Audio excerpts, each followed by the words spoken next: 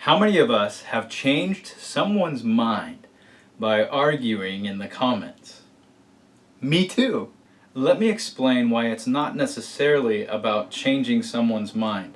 At least, not the mind of the person you're arguing with. Society is divided into 4 main groups when it comes to the exchange of ideas. There's the early adopters at the one end of the spectrum, and the never adopters at the other. These 2 hardcore groups will never change their position, no matter the evidence, the logic, the reason, the persuasion, the relationship. None of that matters. They are set in their ways. There are reasons for their steadfastness, and I'll explain that in a future video. But for now, you need to understand that these 2 groups will likely never change. Lawyers understand this division, which is why they ask specific questions to flush the biases out. Bumper stickers? Anybody got one on their car, truck, RV? Show of hands. And what do they read? Exact words, please. It just spells out tolerance with religious symbols.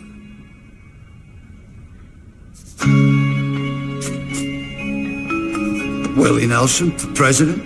Really? Does he seem a likely candidate? They never got him on a felony. Almost as important as selecting their jurors is excluding the ones who could jeopardize their case. Every lawyer wants the juror who won't budge on their position, who sees the evidence as always in the favor of the lawyer. These jurors are called biased.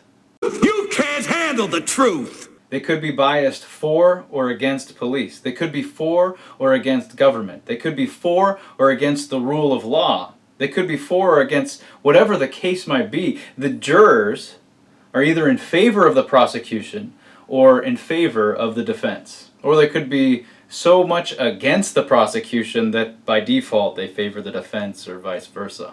As the lawyers get closer to selecting their jurors, the prosecution doesn't want a juror who's so biased in favor of the defense that it might jeopardize their case, and so they exclude them. Likewise, for the defense, they don't want someone so biased as to support the prosecution, so they exclude them as well. Guess who's left? The middle. Those who can be persuaded, those who are less biased. Think of the middle jurors as the sweet frosting in an Oreo cookie. Not the original, I mean double stuff. These middle jurors can be divided into 2 groups as well. Those who slightly favor the prosecution and those who slightly favor the defense for whatever reasons. The important part to remember here is that this middle group, they're not so biased that they won't evaluate evidence fairly. They're more humble, they're open to new ideas, they can be persuaded one way or another. Pretty impressive way at arriving at a more fair trial, if you think about it. And trust our society knows how to think critically. Welcome to Critical Thinker.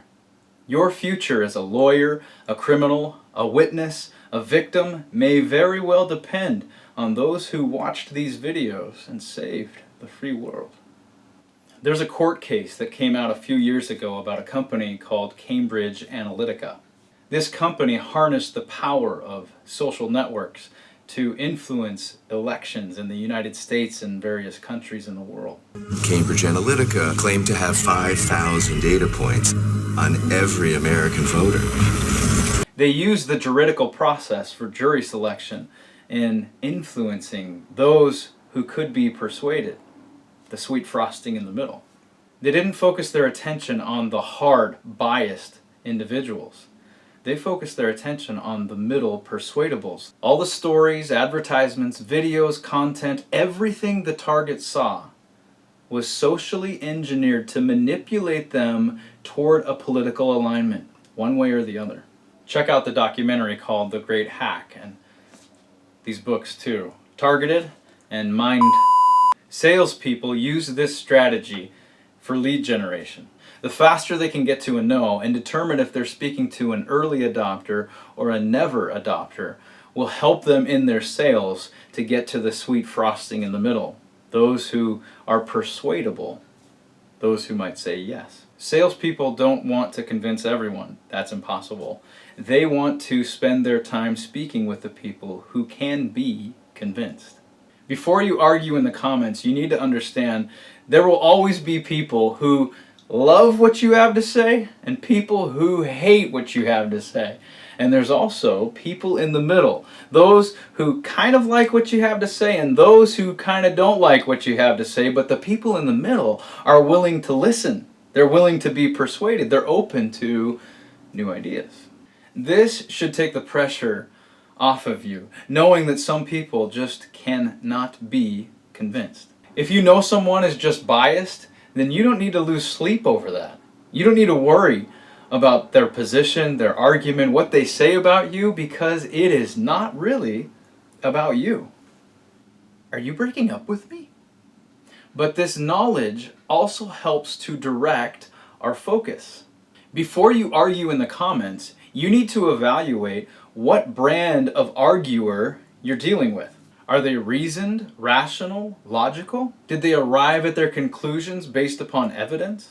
Are they biased to the point that they probably will never change their mind? Bias rarely changes people's minds, unless, of course, you've joined a cult. Another thing, if someone did not arrive at their conclusions by reason, logic, evidence, they cannot be persuaded by those most essential tests. So, should you argue with someone who isn't open to changing their mind?